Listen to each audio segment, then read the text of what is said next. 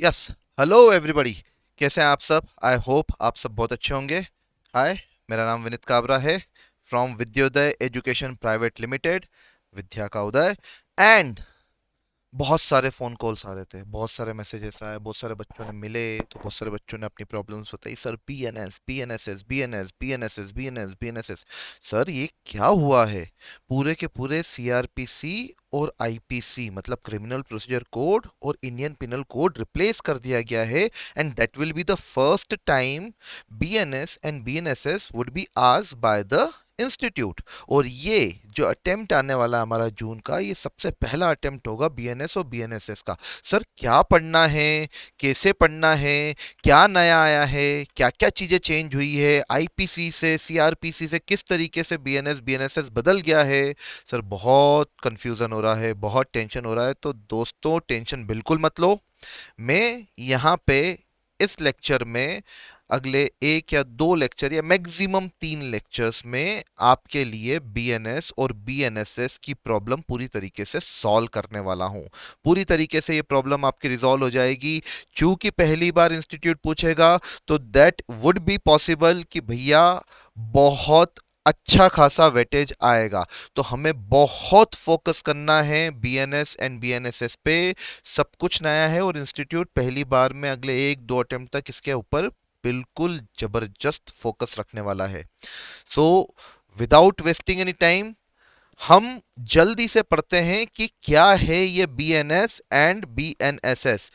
हम आपको यहाँ पे, मैं आपके साथ यहाँ पे आपको बीएनएस बीएनएसएस इन दोनों को पूरी तरीके से कवर करूँगा। इंस्टीट्यूट का जो मटेरियल आया है, इंस्टीट्यूट ने जो अपना मटेरियल बीएनएस एंड बीएनएसएस के लिए निकाला है, उसी मटेरियल को यूज़ करके और उसी मटेरियल के साथ मैंने ये नोट्स आपके लिए प्रिपेयर किए हैं।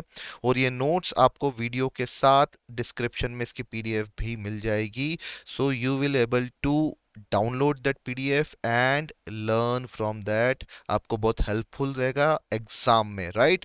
तो चलो जल्दी से। सर, सबसे पहले बी एन एस और दूसरा नाम क्या है सर? बी एन एस के साथ B and S S, B N S S. Sir, ये क्या है? तो सबसे पहले दोनों नामों को समझ लेते हैं। पहला नाम बीएनएस, बीएनएस मतलब भारतीय न्याय संहिता, बीएनएस 2023। और दूसरा नाम बीएनएसएस मतलब भारतीय नागरिक सुरक्षा संहिता, बीएनएसएस 2023।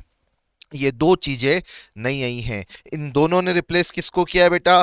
बीएनएस ने रिप्लेस किया है, BNS replaced IPC, Indian penal code को रिप्लेस कर दिया। और बीएनएसएस इसने रिप्लेस किया है सीआरपीसी। मेरे बहुत सारे ऐसे स्टूडेंट्स, मेरे बहुत सारे ऐसे बच्चे, बहुत सारे ऐसे दोस्त जो पहले एग्जाम दी है, जिन्होंने जिन्होंने आईपीसी पढ़ा है, जिन्होंने सीआरपीसी पढ़ा है, और किसी कारण से वो उन एग्जाम्स को क्रैक नहीं कर पाए हैं और वापस से जून में अटेम्प्ट देना चाह रहे हैं और देने वाले हैं। तो उनके लिए आईपीसी और सीआरपीसी को पूरी तरीके से हटा के दो नए चैप्टर पढ़ना, बीएनएस एंड बीएनएसएस, बहुत तकलीफ वाला मामला है और मैं ये समझ सकता हूँ, मैं जानता हूं। लेकिन आप लोग इतनी टेंशन मत लो। ऐसा नहीं है कि पूरा का पूरा कंटेंट ही चेंज कर दिया इंस्टीट्यूट ने, इंस्टीट्यूट क्या, सॉरी, गवर्नमेंट ने। ऐसा नहीं है कि पूरा का पूरा आईपीसी और सीआरपीसी को कंप्लीटली हटा के और पूरा एक्ट, ऐसा हो ही भी नहीं सकता, ये संभव नहीं है।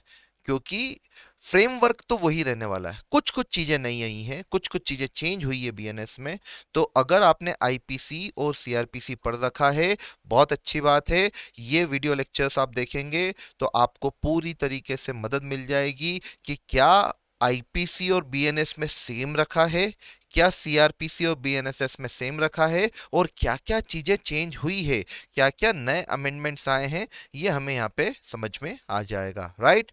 तो चलिए, बिल्कुल भी टेंशन नहीं लेना, बिल्कुल फ्री माइंड से पढ़ना, बहुत शॉर्ट में, बहुत समराइज्ड वे में और 100% कवरेज के साथ हम ये चैप्टर, हम ये टॉपिक कवर करने वाले हैं। तो चलिए स्टार्ट करते हैं। सबसे पहले कुछ बेसिक इंट्रोडक्शन, कुछ बेसिक। तो सबसे पहले भारतीय न्याय संहिता। सर, भारतीय न्याय संहिता मतलब बीएनएस, इसने रिप्लेस किसको किया है? It replace the colonial eras Indian penal code 1860, अंग्रेजों के जमाने का 1860 में बिफोर इंडिपेंडेंस प्री कॉन्स्टिट्यूशनल एक एक्ट था हमारा इंडियन पिनल कोड, भारतीय दंड संहिता, उसको इसने बीएनएस ने रिप्लेस कर दिया गया है। बीएनएस फोर्स में आया था 1 जुलाई 2024 से, 1 जुलाई 2024 से बीएनएस को इन्फोर्स किया गया था। क्या किया है बीएनएस के द्वारा? Sir, it modernize the Indian criminal law to better reflect the contemporary social and technological realities. Sir, क्या आज की 2025 की 2024 की 20th सेंचुरी में क्या प्रॉब्लम्स आ रही है, क्राइम किस तरीके से मॉडर्नाइज हो गया है, किस तरीके से साइबर क्राइम बढ़ते जा रहे हैं, साइबर क्राइम को किस तरीके से हम प्रिव्यू में लेके आएंगे बीएनएस में, ये बहुत बड़ी एक बीएनएस की जो मेन मोटिव था वो यही था कि हमें हमारे क्रिमिनल लॉज को इतना मॉडर्नाइज करना है कि नए नए क्राइम्स, साइबर क्राइम्स और हर तरह के नए नए आपराधिक मामले, उनको हम बीएनएस के दायरे में लेके आ पाए, ताकि जो लोग ऐसे क्राइम कर रहे हैं उनको भी सजा मिल सके। क्या ये बात समझ में आई? Now the BNS address new reform such as cyber offence, जैसा कि मैंने बोला साइबर ऑफेंस, ऑर्गेनाइज्ड क्राइम। ये समय के साथ, ये जैसे जैसे लेक्चर बढ़ेगा मैं आपको सबके बारे में बताते जाऊंगा, साइबर ऑफेंस क्या होते हैं, ऑर्गेनाइज्ड क्राइम क्या होते हैं, and introduce provision of community services as a punishment. Now this is a very interesting change in BNSS. ये एक बहुत इंटरेस्टिंग चेंज है बीएनएसएस में, community service as a punishment. तो आपको ये चीज जरूर समझनी है कि ये क्या नया है भाई साहब, community service as a punishment. तो कम्युनिटी सर्विस क्या होती है और ये किस तरीके से पनिशमेंट इसकी मिलती है, इसके बारे में पढ़ेंगे जस्ट 5-7-10 मिनट बाद, ठीक है ना, पनिशमेंट में जब पढ़ेंगे। And it reforms the laws on terrorism and seditions. Seditions और टेररिज्म को लेके लॉज में बहुत सारे फेरबदल करे गए हैं, लॉज को बहुत स्ट्रिक्ट किया गया है और बहुत सारी चीजें बीएनएस में करी गई है। तो क्या क्या नया आया है? सर, साइबर ऑफेंस को लेके पहली चीज, दूसरा ऑर्गेनाइज्ड क्राइम, तीसरा कम्युनिटी सर्विस को पनिशमेंट के तौर पे बीएनएस में इंट्रोड्यूस किया गया है, राइट।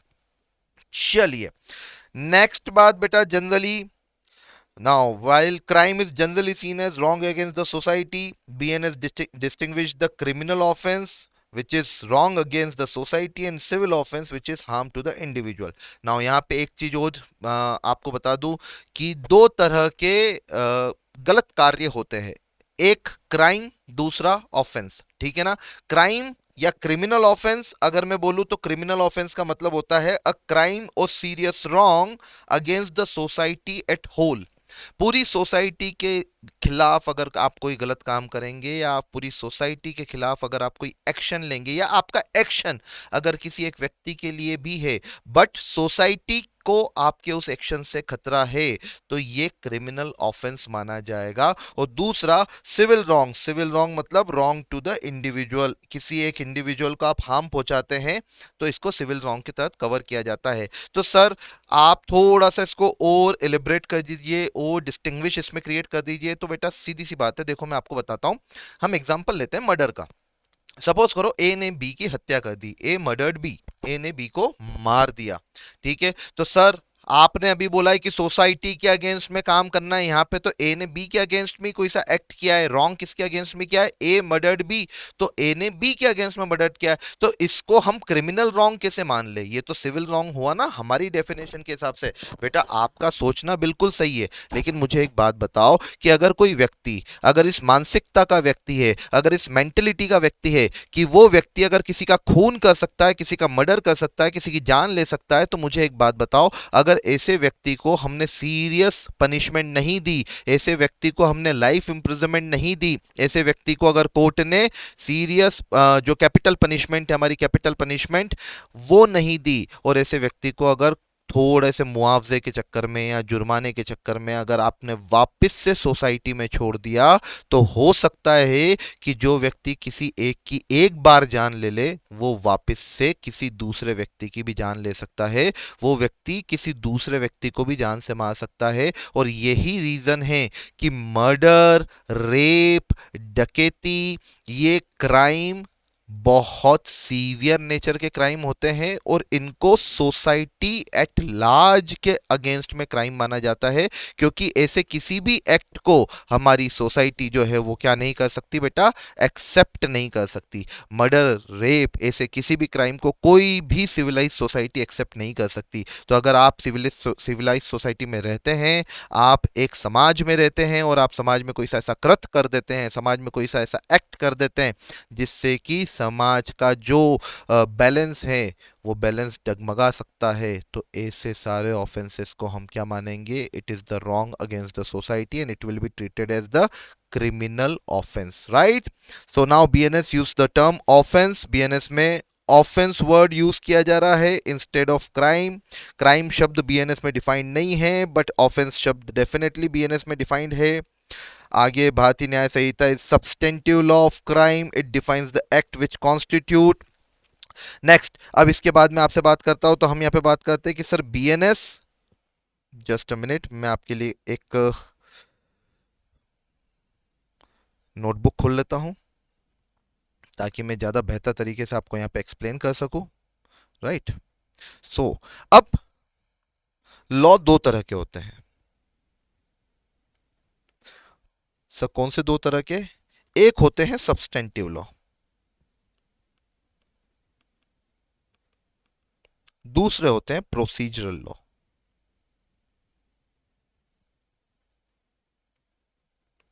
एक होते हैं सब्सटेंटिव लॉ एंड दूसरे होते हैं procedural law. What is substantive law? Substantive law defines the rights और liability against the particular act. किसी एक पर्टिकुलर एक्ट के अगेंस्ट में क्या राइट डिराइव्ड होगी, क्या लाइबिलिटीज अराइज होगी, ये जिन भी लॉ में लिखा हुआ रहता है वो सब्सटेंटिव लॉ कहलाते हैं। फॉर एन एग्जांपल, हमारा सब्सटेंटिव लॉ बीएनएस।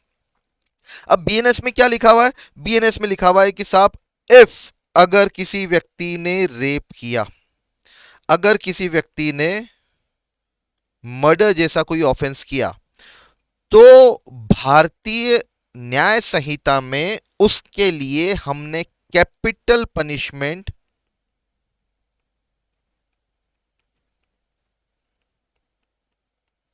या फिर लाइफ इम्प्रिजनमेंट जैसी पनिशमेंट निर्धारित कर रखी है। कैपिटल पनिशमेंट मतलब सर फांसी चढ़ा देना, ठीक है ना, हैंग टिल डेथ, तो ये कैपिटल पनिशमेंट हुई, या फिर लाइफ इम्प्रिजनमेंट जैसी पनिशमेंट बीएनएस में निर्धारित कर दी गई है। तो अगर कोई व्यक्ति रेप करता है, अगर कोई व्यक्ति मर्डर करता है, तो फिर पनिशमेंट कहां पे दी हुई है? जिस व्यक्ति का मर्डर हुआ है उसके परिवार वालों को राइट्स क्या मिलेंगे, तो सामने वाले व्यक्ति को हम इस तरीके से सजा दे सकते हैं। जिस व्यक्ति ने मर्डर किया उसके ऊपर लाइबिलिटी किस तरीके से अराइज होगी, तो इतनी लाइबिलिटी अराइज हो सकती है। तो ये जब भी राइट्स या लाइबिलिटीज डिफाइंड होती है, वो जिन भी एक्ट्स में डिफाइंड होती है, उसको हम बोलते हैं substantive law. And what is procedural law? तो सब प्रोसीजरल लॉ में it defines the procedure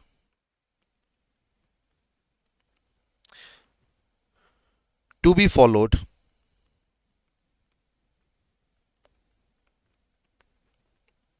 in order to get the justice. Procedure to be followed in order to get the justice. इसका मतलब क्या है? हमारे एक एग्जाम्पल से पूरी चीजें क्लियर कर देता हूं। सपोज करो ए किल बी, ए ने बी की हत्या कर दी, मर्डर कर दिया, ठीक है। अब ये है बी के रिलेटिव या बी के घर वाले, ये बड़े सुस्त हैं, इनके साथ अन्याय हुआ है, तो अब इनको न्याय कैसे मिलेगा?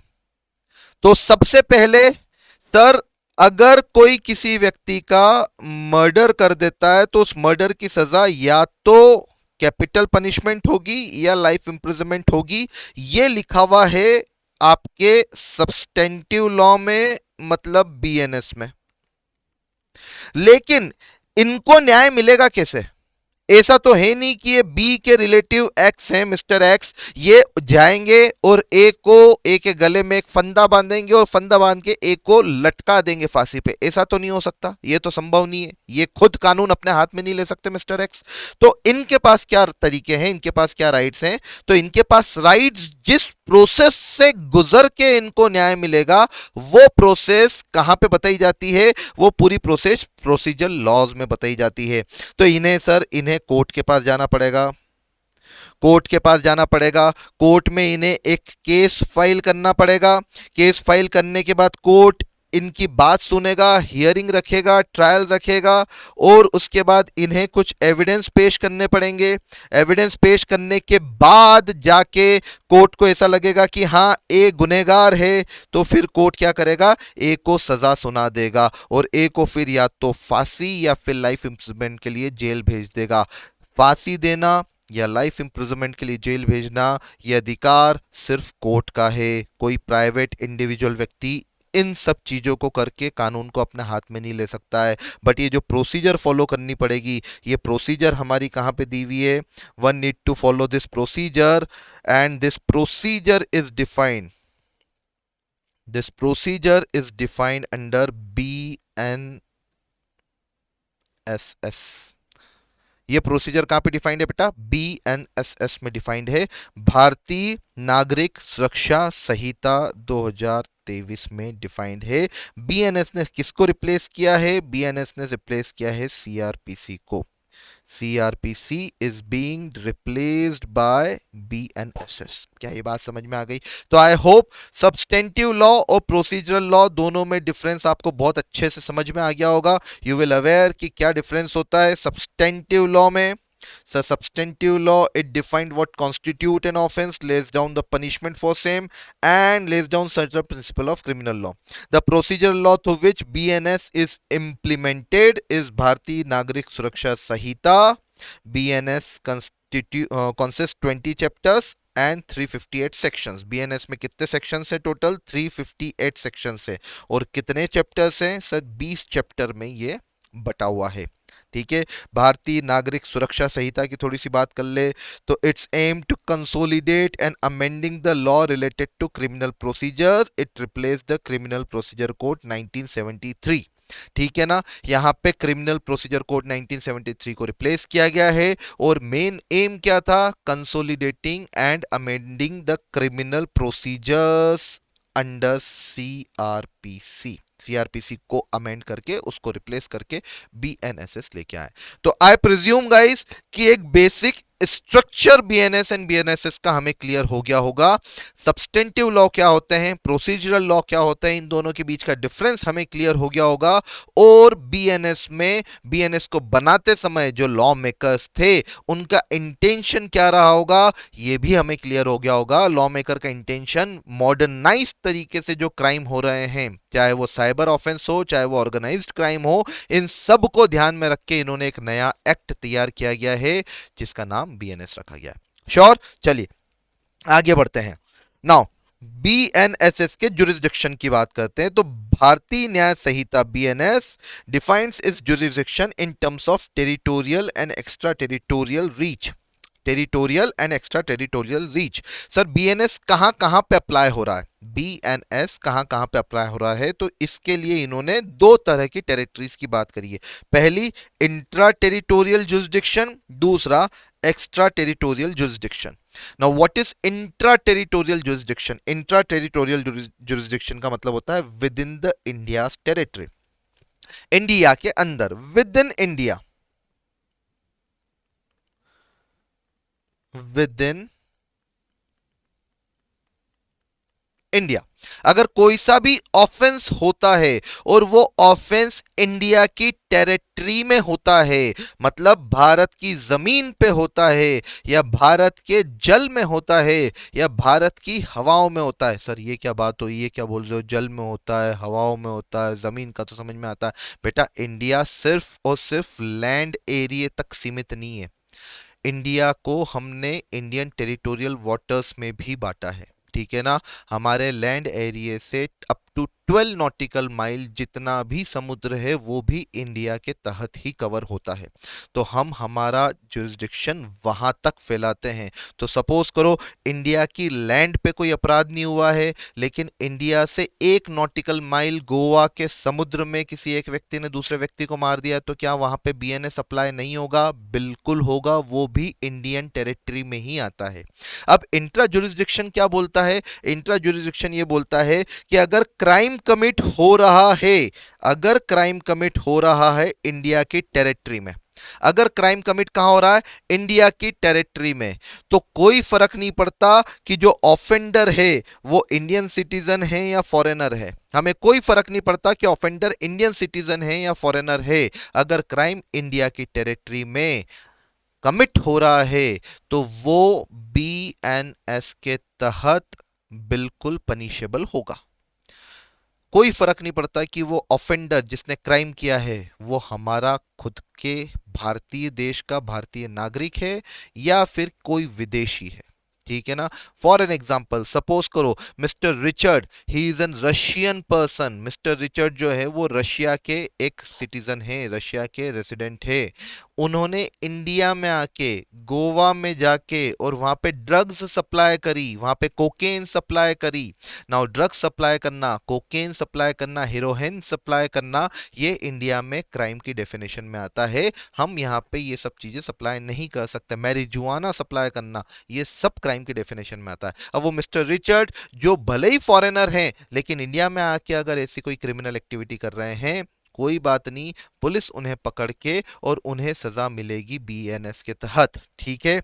Now BNS applies to the crime, जैसा कि मैंने बताया, committed within India as per article 1 of constitution, including crimes on Indian ships, Indian aircraft, offence targeting Indian computers even if committed abroad.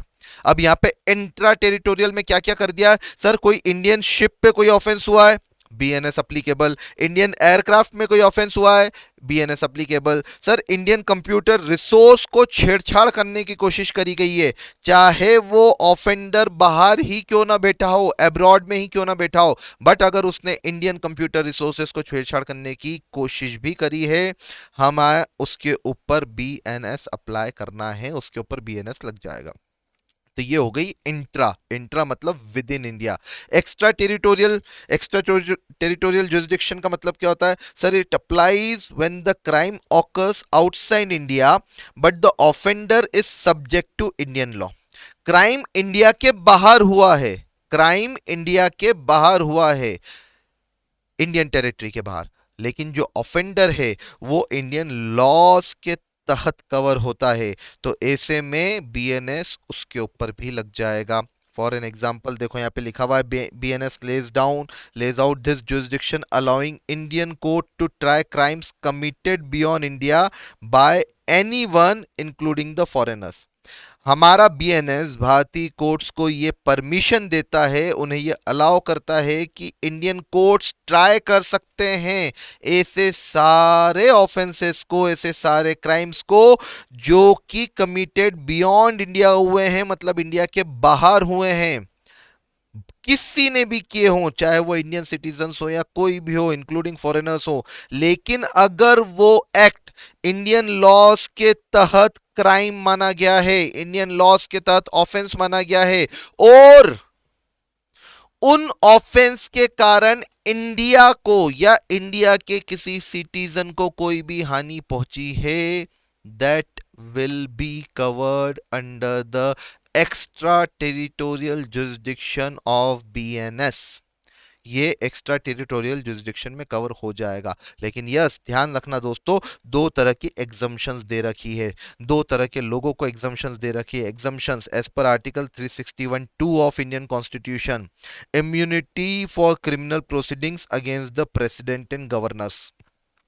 India के president या किसी भी state के governor, उनके खिलाफ किसी भी तरह की कोई क्रिमिनल प्रोसीडिंग्स नहीं चल सकती है इंडिया के किसी भी कोर्ट में। आर्टिकल 361(2) ऑफ इंडियन कॉन्स्टिट्यूशन ने इम्यूनिटी दे रखी है भारत के प्रेसिडेंट और भारत के गवर्नर, भारत मतलब किसी भी स्टेट के गवर्नर्स के खिलाफ किसी भी तरह की कोई भी क्रिमिनल प्रोसीडिंग्स इंडिया में नहीं चल सकती है। पहला एक्सेप्शन, ये बीएनएस के दायरे से बाहर होते हैं। दूसरा exceptions, sir foreign sovereigns ambassadors diplomats enjoy the immunity of criminal proceedings in India under the international laws।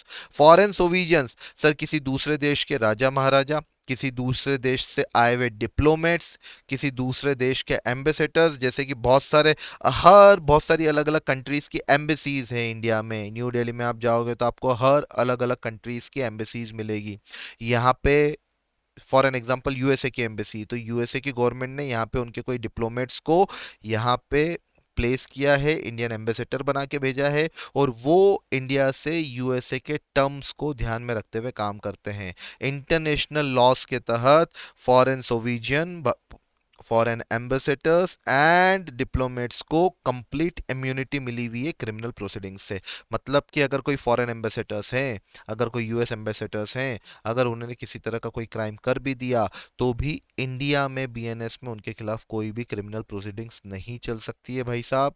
India को अगर ये मुद्दा उठाना है तो यूनाइटेड नेशंस के सामने उठाना पड़ेगा, उनके खिलाफ वहीं पे चार्जेस क्रिएट हो सकते हैं, यहाँ पे नहीं हो सकते। तो ये दो तरह के लोग या दो तरह की पोस्ट, इनको एग्जम्पशंस दी गई है बीएनएस से। कौन कौन सी दो तरह की है? पहला, हमारे प्रेसिडेंट, भारत के प्रेसिडेंट एंड हर राज्य के गवर्नर, उनको इम्यूनिटी है क्रिमिनल प्रोसीडिंग से। और दूसरी इम्यूनिटी है foreign sovereigns, ambassadors and diplomats को। यस और no? Now BNS BNS ensure that the foreign nationals are not exhausted from prosecution based on ignorance of Indian law as clarified by the Supreme Court and Mubarak Ali Ahmad versus State of Bombay case। BNS ने ensure किया है कि BNS ensure that foreign national, बाहर के लोग, they are not exhausted from the prosecution based on ignorance of Indian law। मतलब ये exhaust नहीं हो सकते prosecution से, राइट? चलो, नाउ इसके अलावा बेटा क्या क्या चीजें और बीएनएस के सेक्शन 1 सबसेक्शन 4 ने रिप्लेस किया है सेक्शन 3 आईपीसी को, 1.5 ने रिप्लेस किया है सेक्शन 4 आईपीसी को। 1.4 बीएनएस का क्या बोलता है? Extend jurisdiction to crime committed outside India. Any person liable under the Indian law for offence committed abroad will be dealt with as it the crime occurred in India. इसका मतलब क्या है कि अगर कोई व्यक्ति भले ही क्राइम आउटसाइड इंडिया किया है, लेकिन अगर इंडियन लॉस के तहत वो गवर्न हो रहा है, कोई बात नहीं भैया, हम उसको यही मान के चलेंगे कि इस व्यक्ति ने क्राइम इंडिया में ही किया और उसी तरीके से सजा दी जाएगी, ठीक है ना? एंड 1.5 बता रहा है कि बीएनएस अप्लाई कहां कहां होता है। Applies to offence committed by Indian citizen outside India, भारत का कोई नागरिक चाहे वो बाहर रह रहा हो। Any person on Indian ship to Indian aircraft, Indian shift और इंडियन एयरक्राफ्ट पे कोई भी व्यक्ति हो, कोई भी व्यक्ति, डोमेस्टिक मतलब इंडियन रेसिडेंट हो, फॉरेनर हो, कोई फर्क नहीं पड़ता। और तीसरा, any person committing an offence against the Indian computer resources outside India. और बाहर से अगर कोई व्यक्ति इंडियन कंप्यूटर रिसोर्सेज के अगेंस्ट में किसी भी तरह का ऑफेंस क्रिएट कर रहा है तो वो हमारे बीएनएस के तहत कवर होगा। तो आई होप ये क्लियर है कि बीएनएस अप्लीकेबल कहां कहां हो रहा है। दो तरह की जुरिसडिक्शन बताइए, intra territorial with in India, extra territorial outside India. और दो तरह की कैटेगरीज को एग्जम्प्ट कर दिया बीएनएस से, अप्लीकेबल ही नहीं होगा, president and governor of India and Indian states, and दूसरा foreign sovereign, foreign ambassadors and foreign diplomats, right? चलिए आगे बढ़ते हैं। इसके बाद की changes between IPC and BNS. BNS और आईपीसी में क्या चेंज हुआ है? BNS adds the word law for the time being in force in India instead of Indian law। Indian laws अब नहीं बोलेंगे, हम बोलेंगे law for the time being in force in India. इसका मतलब क्या है कि सपोज करो यहां पे एक शब्द ऐसा ऐड किया गया है that murder, the punishment of the murder is under the BNS is capital punishment और life imprisonment for any offence, for any offense committed as murder under BNS or for any other law for the time being in force। any other law for the time being in force का मतलब कि sir BNS में या फिर BNS से पहले जो भी लॉस थे उनमें भी अगर आपने कोई सा क्राइम किया है जिसको मर्डर की श्रेणी में रखा गया है तो हम बीएनएस में उसको मर्डर की सजा दे सकते हैं। For an example, BNS applicable कब से हुआ था दोस्तों? बीएनएस अप्लीकेबल हुआ था 1 जुलाई 2024 से। और बीएनएस में क्या बोल रखा है मर्डर की सजा? बीएनएस में मर्डर की सजा बोल रखी कि साहब कैपिटल पनिशमेंट मिल सकती है, ठीक है ना।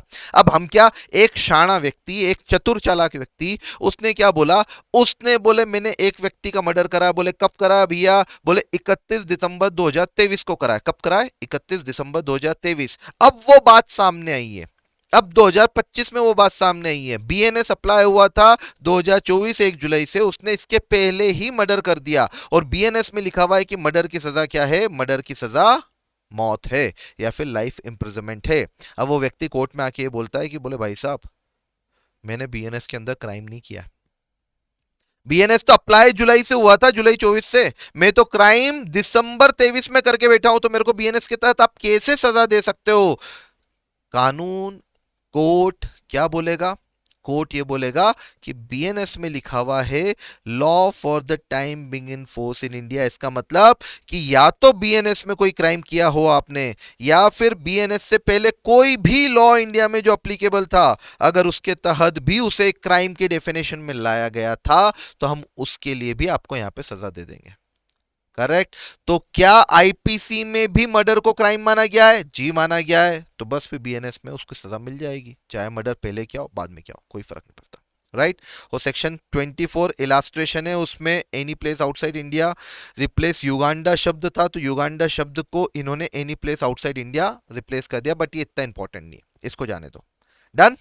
तो चलो अब इसके बाद हम बात करते हैं यहां पे स्टेजेस ऑफ क्राइम की। यहां तक हमने बीएनएस की टेरिटरी या टेरिटोरियल जुरिसडिक्शन समझ लिया है। अब हम बात करेंगे यहाँ पे स्टेजेस ऑफ क्राइम की। स्टेजेस ऑफ क्राइम ये क्या होता है सर? क्राइम करने की 4 स्टेजेस, ठीक है ना। Stage number 1, stage number 2, stage number 3, stage number 4। किसी भी क्राइम को अगर करा जाए, किसी भी एक्ट को अगर क्राइम की श्रेणी में रखा जाए, तो वो 4 स्टेजेस से होके गुजरता है। कोई भी एक्ट अगर उसको क्राइम मानना है, तो ये 4 स्टेजेस से होके गुजरना होगा। 4 स्टेजेस, 1 बाय 1, ठीक है। पहली स्टेज, सबसे पहला, क्रिमिनल इंटेंशन। किसी भी तरह के क्राइम को करने से पहले उस क्राइम को करने का इंटेंशन होना चाहिए। One must have the intention to commit crime. Unintentional act को क्राइम की डेफिनेशन में नहीं डाला जा सकता। सर एग्जांपल से बता दो, समझा दो। ठीक है। फॉर एन एग्जांपल, आपने किसी का कत्ल कर दिया, आपने किसी का खून कर दिया, आपने किसी को मार दिया। राइट। अब दो चीजों पे बात करेंगे अपन।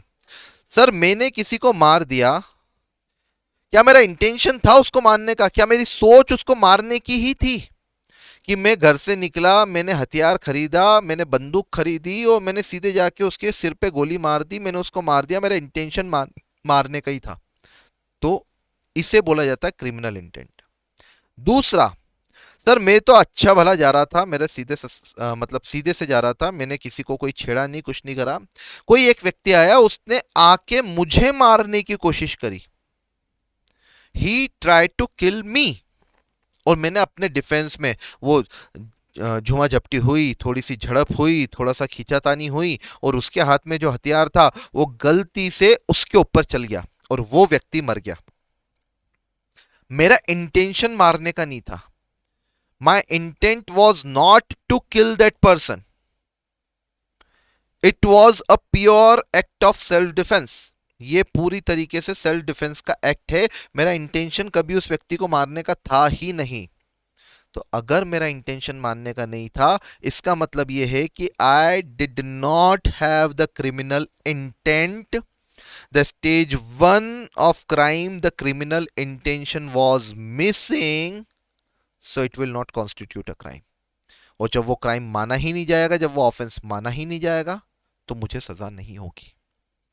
इसीलिए बोलते हैं ना, सेल्फ डिफेंस में किया हुआ कोई भी काम उसको सजा नहीं बोलते, उसके लिए आपको सजा नहीं मिलेगी, उसको ऑफेंस नहीं बोलते। तो पहला, criminal intention, the mental decision और इंटेंट टू कमिट क्राइम। आपका इंटेंशन था, आप मारने के फिराक से ही निकले थे, आप मारने की सोच से ही निकले थे, आपने सामने वाले को मार दिया, क्रिमिनल इंटेंशन। लेकिन आपकी कोई सोच नहीं थी, आपकी कोई इच्छा नहीं थी, आपने सिर्फ अपना बचाव किया और अपने बचाव के चक्कर में सामने वाले की मृत्यु कर बैठे, कोई बात नहीं, आपको क्राइम नहीं माना जाएगा आपके द्वारा ये किया हुआ काम। दूसरा, प्रिपरेशन। प्रिपरेशन मतलब arranging the necessity means to carry out the crime. Crime को करने के लिए जरूरी व्यवस्थाएं बिठाना, उसको बोला जाता है प्रिपरेशन। जरूरी व्यवस्थाएं बिठाना क्राइम को करने के लिए। सर कैसी जरूरी व्यवस्थाएं बिठाना, समझा दो जरा। तो सुनो, I want to kill B, example, and for that I am going to purchase a weapon.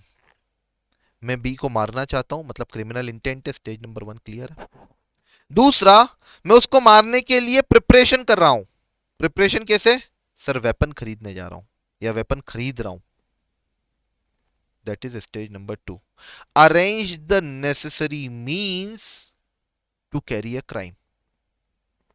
Weapons खरीदना या किसी व्यक्ति को गलत बहाने से ऐसी जगह पे बुलाना जिस जगह पे आप उसको मारने की प्लान कर सकते हो या मार सकते हो, ये सब चीजें प्रिपरेशन में तहत कवर होती है।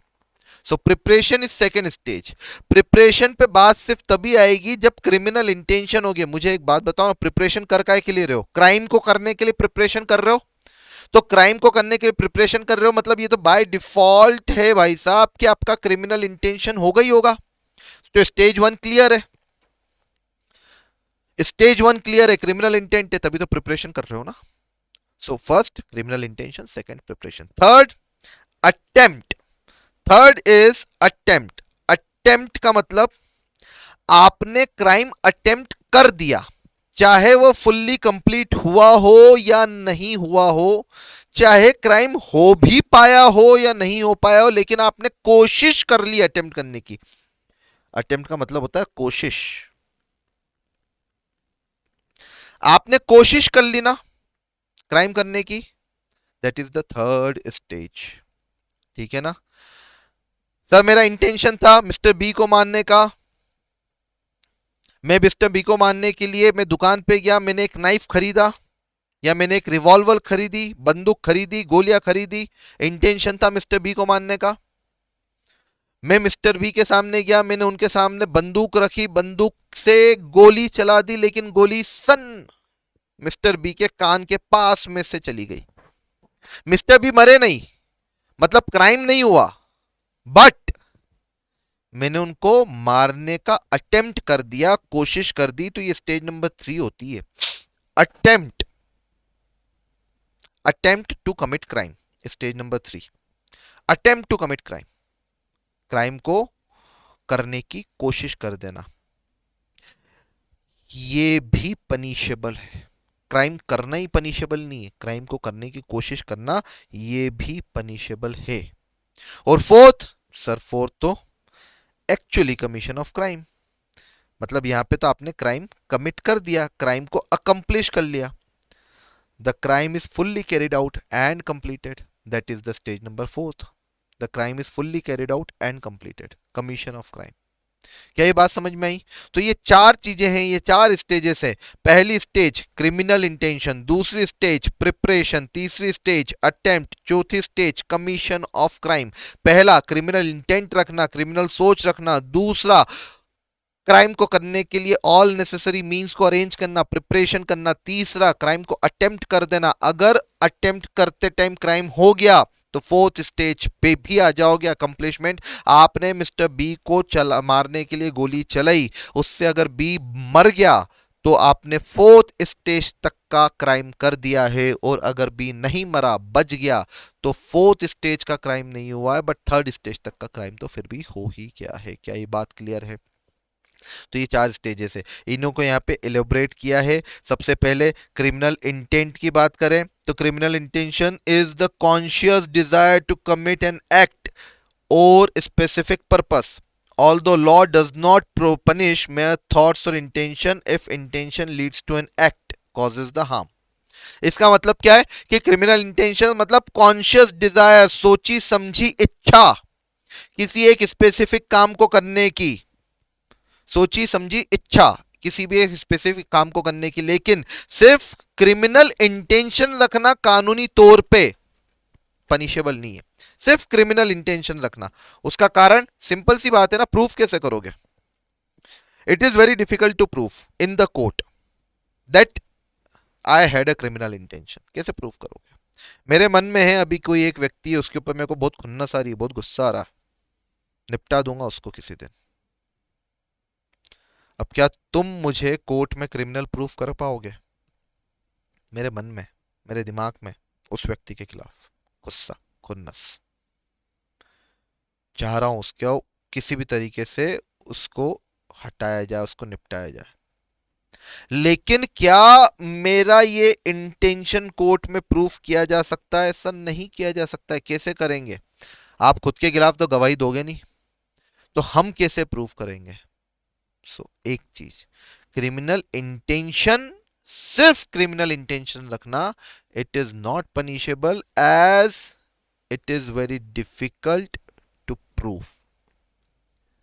It is very difficult to prove. ठीक है ना? Second, preparation. प्रिपरेशन मतलब sir making necessary arrangement to commit a crime.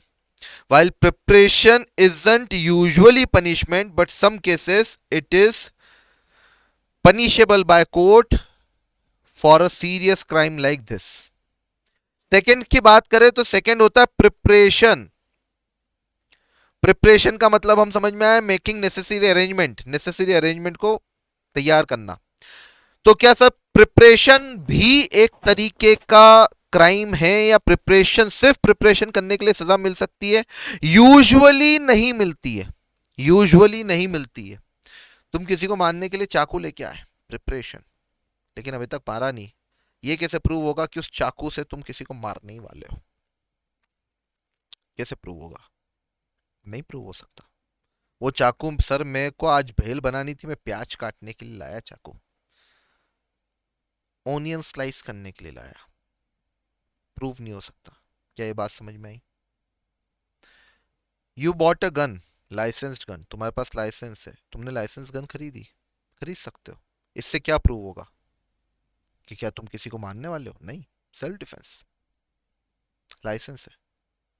तो सिर्फ प्रिपरेशन करने से भी क्राइम प्रूव नहीं हो सकता, इसीलिए सिर्फ प्रिपरेशन करने को भी पनिशेबल नहीं कहा जा सकता. लेकिन ये चार तरह की प्रिपरेशन है. कौन सी? पहली प्रिपरेशन, नाम याद कर लेना, बिल्कुल दिमाग में बिठा लेना, waging war against the government, government के खिलाफ. वॉर मतलब युद्ध लड़ने की तैयारी करना. अब युद्ध लड़ना मतलब ऐसा नहीं कि आप गवर्नमेंट के खिलाफ बिल्कुल गोला बारूद असला टैंक वैंक लेके AK-47 लेके आर्मी पे हमला कर दोगे, नहीं. गवर्नमेंट के खिलाफ waging war against the government is very wide term. इसमें किसी तरीके से आंतरिक सुरक्षा या आंतरिक शांति को भंग करने के सारे मुद्दे कवर होते हैं. दंगा भड़काना, किसी एक कम्युनिटी के खिलाफ कोई राइट्स क्रिएट करना, किसी एक कम्युनिटी को परेशान करना, ठीक है ना, आपसी सौहार्द को बिगाड़ना, ये सब waging war against the government में कवर होते हैं. गवर्नमेंट प्रॉपर्टी को डिस्टर्ब करना, गवर्नमेंट प्रॉपर्टी को डिस्ट्रॉय करना, everything is covered under this waging war against the government. दूसरा, काउंटर फिटिंग कॉइन्स और गवर्नमेंट स्टैम्प, या फिर प्रोसेसिंग काउंटरफिट आइटम्स और फॉर्ज डॉक्यूमेंट. काउंटरफिटिंग कॉइन्स मतलब जाली दस्तावेज, जाली स्टाम्प, जाली स्टैम्प, जाली कॉइन्स, जाली नोट्स को बनाने की तैयारी करना. मशीन वशीन लेके आना और मशीन लेके आके जाली नोट को बनाने की तैयारी करना, या फर्जी स्टैम्प बनाने की कोशिश करना, फर्जी डॉक्यूमेंट बनाने की कोशिश करना, ये सब प्रिपरेशन के तहत होता है और ये सब पनिशेबल होता है. और लास्ट में प्रिपरेशन फॉर डेकोटी. डेकोटी मतलब रॉबरी, या फिर हिंदी में बोले तो डकैती. प्रिपेयरिंग फॉर डेकोटी और रॉबरी, हिंदी में बोले तो डकैती. क्या ये बात समझ में आई? तो यहां पे रॉबरी के लिए प्रिपरेशन करना, तो ये चार ऐसी प्रिपरेशन है. This is considered as a grave that preparation and all alone warrant punishment.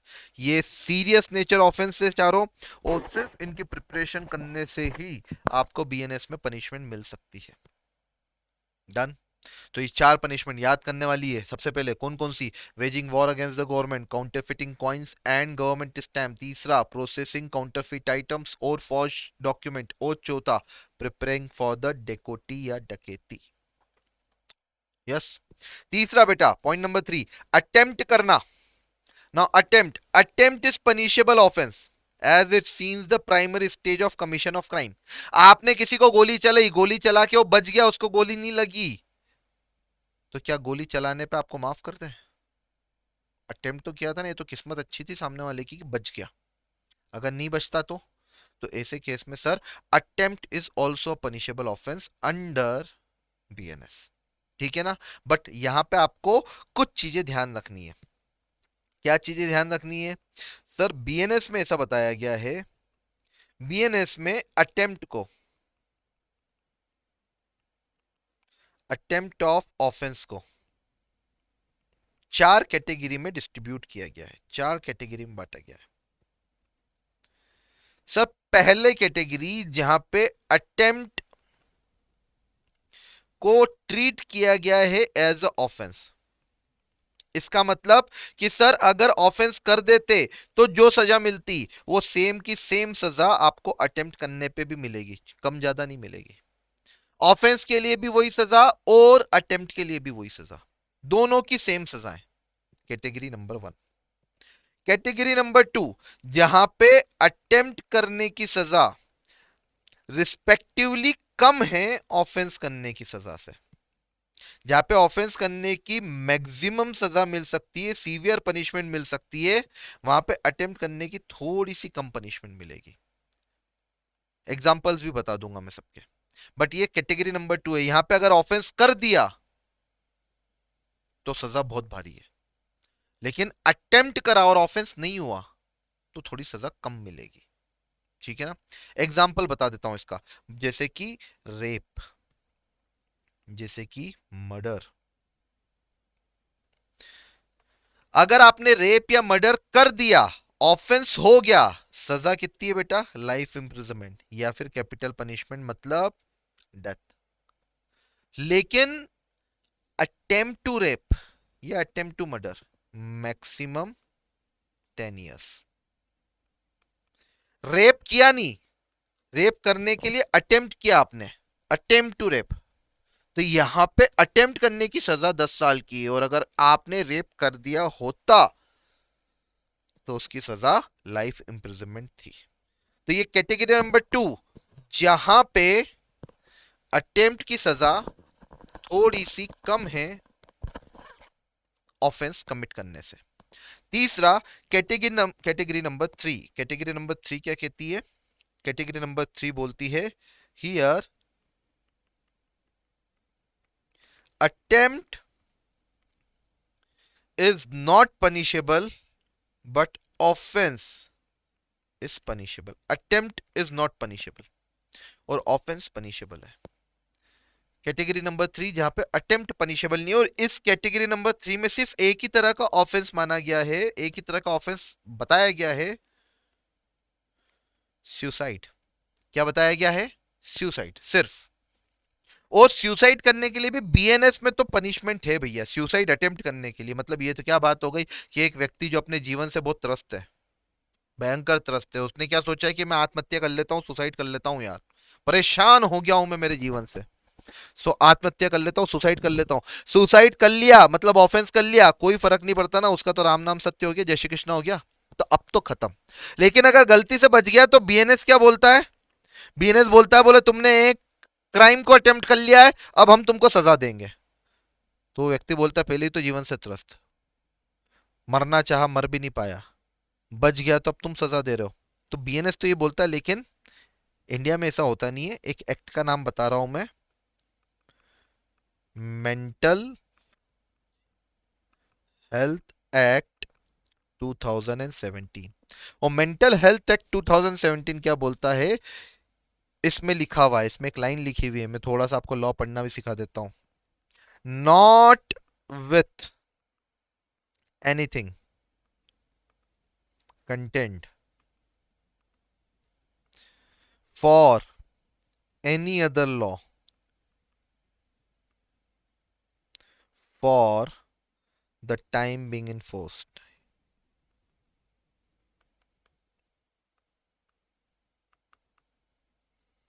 Attempt to commit suicide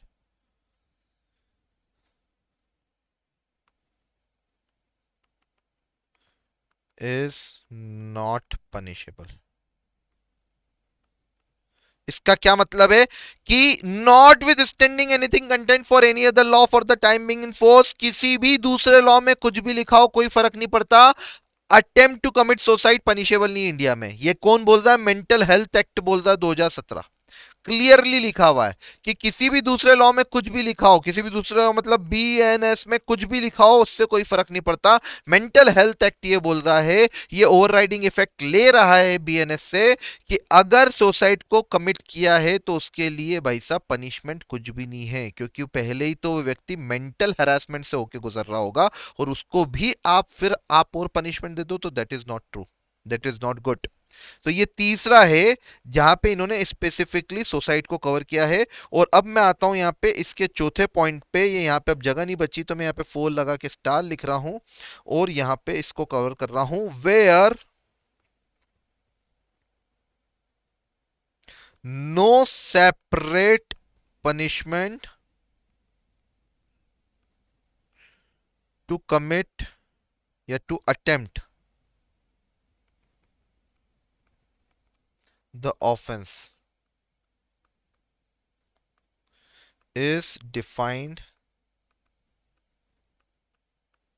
under BNS। मतलब ऐसे ऑफेंस जिसको अटेम्प्ट करने के लिए कोई अलग से सेपरेट पनिशमेंट बीएनएस ने नहीं डिफाइन की है, अलग से कोई पनिशमेंट बीएनएस ने नहीं डिफाइन की है। तो फिर ऐसे में कोर्ट क्या करती है बेटा? ऐसे में कोर्ट, एक सेकंड कहां गया ये रहा, ऐसे में court up to half of punishment for actually या commission of crime अवॉर्ड कर सकती है। सर ये एक थोड़ा सा एक्सप्लेन कर दो एग्जांपल से। तो सपोज करो कि सपोज करो थेफ्ट है, चोरी है, ठीक है। तो थेफ्ट, अब बीएनएस में क्या लिख रखा है कि अगर कोई भी चोरी करी और चोरी करते हुए पकड़ा है, मतलब चोरी कर ली, तो चोरी की सजा बीएनएस में बोला है कि मैक्सिमम 3 साल तक की। चोरी की सजा बीएनएस में कितनी है? 3 साल तक की इंप्रिजनमेंट है, right. But attempt to theft, चोरी नहीं कर पाए लेकिन चोरी करने की कोशिश करी थी, attempt to theft, BNS not defined a separate punishment for attempt to theft। BNS ने एक सेपरेट कोई पनिशमेंट नहीं दी है अटेम्प्ट टू थेफ्ट के लिए, तो कोई बात नहीं। चोरी करने की सजा कितनी थी? 3 साल ना, कितनी थी? 3 साल। Attempt to theft half of main punishment, ये मेन पनिशमेंट है, इसकी हाफ, इसका मतलब अटेम्प्ट करने के लिए 1 या 1 ईयर और 6 मंथ्स तक की सजा कोर्ट दे सकता है। That's it. तो ये फोर्थ कैटेगरी है जहां पे अटेम्प्ट की सजा डिफाइंड ही नहीं है। तो मेन अगर कमिटमेंट ऑफेंस की सजा 3 साल की थी तो इसकी 1.5 साल, ऑफेंस की सजा 6 साल की थी, अटेम्प्ट की 3 साल, ऑफेंस की सजा 8 साल की थी, अटेम्प्ट की 4 साल। तो ये चौथी कैटेगरी है। तो ये 4 कैटेगरी में अटेम्प्ट को डिवाइड किया है। पहला जहां पे अटेम्प्ट और ऑफेंस की सेम सजा है। सर कौन कौन से ऑफेंस है इसमें? सबसे पहला वेजिंग वॉर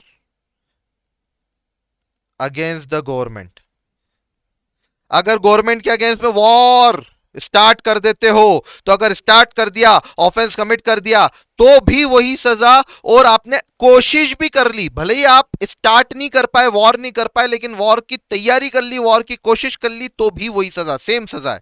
और दूसरा, public person, public authority, public figure को असॉल्ट करने के लिए, मतलब पब्लिक फिगर के अगेंस्ट में असॉल्ट करने के लिए, पब्लिक फिगर को मारने, कोई भी नेता हो, कोई भी हो, ठीक है ना, try to assault PM, try to assault CM, try to assault Lok Sabha speaker, कोई भी पब्लिक फिगर हो, और अगर आपने उसको असॉल्ट करने की कोशिश करी, तो असॉल्ट कर दिया तो भी वही सजा, अटेम्प्ट करा तो भी वही सजा। तो यहाँ पे चार कैटेगरी में बांटा है। एक जिसमें अटेम्प्ट की और ऑफेंस की सेम सजा है, दूसरा जिसमें अटेम्प्ट और ऑफेंस की सजा अलग अलग बताई गई है, डिफाइंड है। Different punishment is defined under BNS, different punishment is defined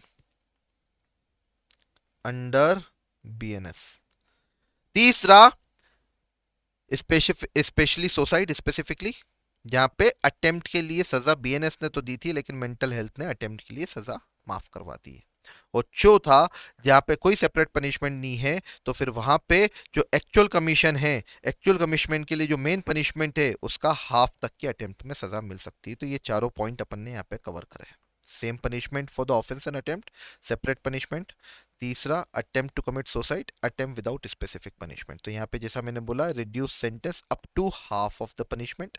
दूसरा, सुसाइड के लिए मैंने बता ही दिया, सेपरेट पनिशमेंट जैसे कि मर्डर, रॉबरी, रेप। और same punishment for offence and attempt, इसमें दो आती है चीजें, एक तो waging war against the government और असॉल्टिंग पब्लिक फिगर्स, यहाँ पे, ठीक है। और तीसरा, और ये चौथा पॉइंट क्या है सर? चौथा point, actually commission of crime. Actually commission of crime मतलब अब क्राइम कर ही दिया, अटेम्प्ट नहीं है, अब क्राइम कर दिया। फोर्थ स्टेज, तुम मारने की कोशिश कर रहे थे, तुम मारने वाले थे, तुमने मार दिया, ये होता fourth stage, commission of crime. So this is the final stage where offender successfully complete the crime.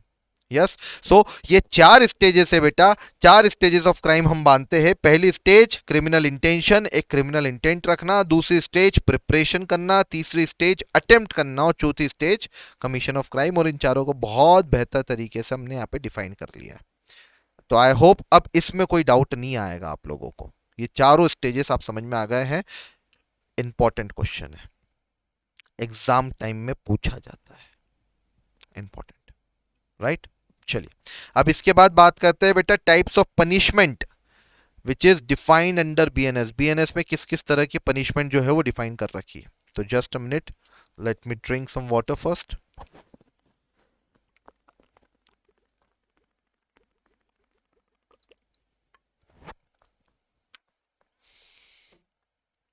So here types of punishment under the BNS. BNS में कौन कौन सी पनिशमेंट है? पहला, capital punishment. First is capital punishment, that is death punishment, ठीक है ना, इसको कैपिटल पनिशमेंट भी बोला जाता है।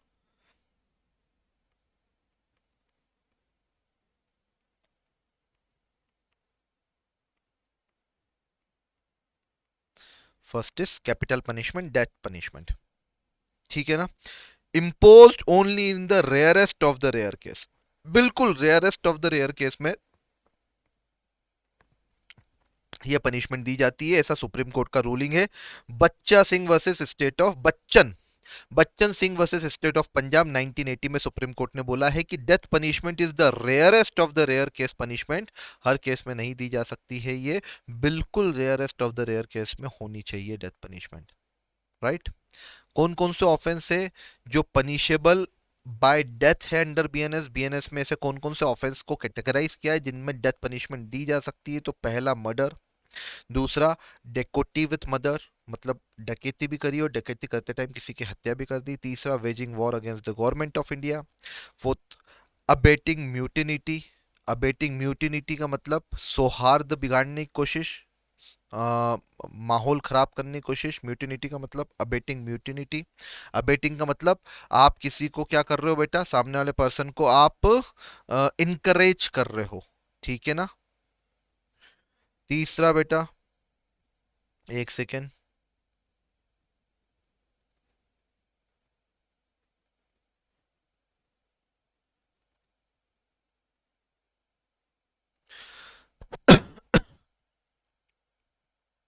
अबेटिंग म्यूटिनी, है ना, इनकरेज करना म्यूटिनी, सौहार्द बिगाड़ना, एक तरीके से झगड़े, उत्पात, दंगे, फसाद, इसको भड़काने की कोशिश करना।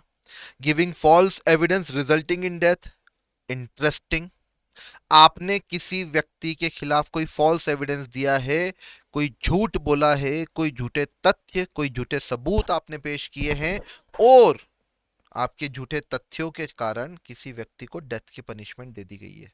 तो चूंकि आपने फॉल्स एविडेंस पेश किए थे इसलिए उसको डेथ मिली, तो अब आपको भी इस केस में डेथ दी जा सकती है। Next, abetting suicide bye minor और इंसेन पर्सन, मतलब किसी माइनर, किसी बच्चे को, 18 साल से छोटे बच्चे को उकसाना कि तुम सुसाइड कर लो। इंसेन पर्सन मतलब ऐसा व्यक्ति जो क्रिमिनली, वो सॉरी, जो साउंड माइंड का नहीं हो, इंसेन हो, उसको उकसाना, भड़काना कि तुम सुसाइड कर लो, इसे भी डेथ पनिशमेंट में रखा गया है। और next, attempted murder, attempted murder by life convict, already सजा काट रहा है भैया, लाइफ कन्विक्ट मतलब ऑलरेडी इम्प्रिजमेंट में है, ऑलरेडी इम्प्रिजमेंट में है तू, और वहां पे भी किसी को मारने की कोशिश कर रहा है, मर्डर अटेम्प्ट कर रहा है, तो ऐसे तो नहीं चलेगा। ऑलरेडी एक तो सजा काट रहा है और सजा में भी तू मारने की कोशिश कर रहा है, भाई साहब, attempted murder under the life by the life convict, it is punishable bye death. Yes. Next, new offence punishable bye death under BNS, तो ये तीन चीजें इंट्रोड्यूस करी गई है बीएनएस के द्वारा ही। ठीक है, नाउ पहला, mob lynching, punishment for murder grievous hurt by 5 और मोर पीपल, 5 या 5 से ज्यादा लोगों ने अगर कोई किसी व्यक्ति का मर्डर कर दिया है या किसी व्यक्ति को ग्रीवियस मतलब बहुत सीरियसली हर्ट कर दिया है, तो इसे मॉब लिंचिंग बोला जाता है। क्या बोला जाता है इसे? Mob lynching. मॉब लिंचिंग का मतलब 5 या 5 से ज्यादा लोग, 5 या 5 से ज्यादा लोग मिलकर अगर किसी का मृत्यु कर दे, किसी का मर्डर कर दे, तो इसे मॉब लिंचिंग बोला जाता है। तो पहला, पनिशेबल बाय डेथ। दूसरा, टेररिज्म। टेररिज्म, आप टेररिज्म को प्रमोट कर रहे हैं, टेररिज्म को अटेम्प्ट कर रहे हैं, टेररिज्म को बढ़ा रहे हैं, टेररिज्म बन रहे हैं, आपके लिए पनिशमेंट हमने डेथ पनिशमेंट रख रखी है बीएनएस में। और तीसरा, ऑर्गेनाइज्ड क्राइम, अटेम्प्टिंग और कमिटिंग ऑर्गेनाइज्ड क्राइम, ये शब्द नया लाए हैं, ऑर्गेनाइज्ड क्राइम। ऑर्गेनाइज्ड क्राइम का मतलब क्या होता है? सोची समझी प्लानिंग के द्वारा किया हुआ काम बाय द लार्ज ग्रुप्स, बहुत सिस्टमेटिक प्लानिंग के द्वारा किया हुआ कोई सा ऐसा काम कुछ ऐसे बड़े ग्रुप्स के द्वारा जिनके कारण किसी व्यक्ति की डेथ हो गई हो, तो उसे बोला जाता है ऑर्गेनाइज्ड क्राइम। ठीक है ना? For an example, bomb blast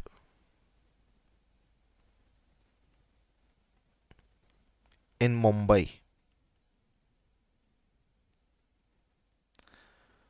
bomb blast in Mumbai, bomb blast in Bombay, organised crime था।